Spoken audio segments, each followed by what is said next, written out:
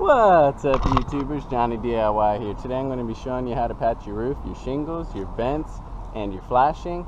If you guys are new to this channel, please subscribe. I do a lot of these household and automotive projects. Alright, let's get to it. Alright, so what we're going to be using is this Henry Wet Patch 208R. What's great about this stuff is you can put this stuff on when it is already wet, and it also comes in a caulking tube, which makes it easy for small repairs.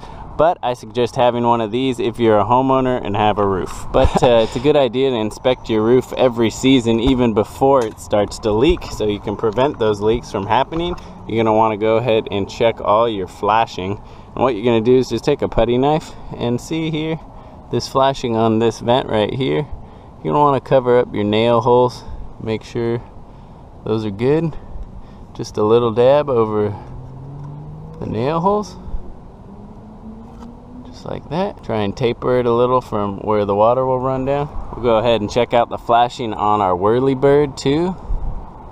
So you're going to want to go around to all your shingles. This will help patch cracked or damaged shingles as well. It's great for these vent pipes. See around this seal, and then newer vent pipes actually have a rubber seal that goes around this pipe, and you're going to want to make sure that the seal isn't cracked around that.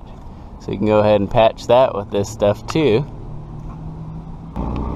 Here I'm patching over a little screw hole that I had to fix the flashing.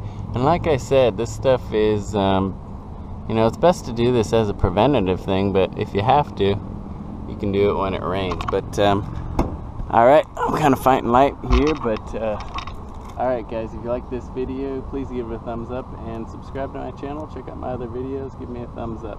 I'd really appreciate it. Thanks for watching Johnny DIY, guys, and I hope you get your leak fixed. Alright, thanks.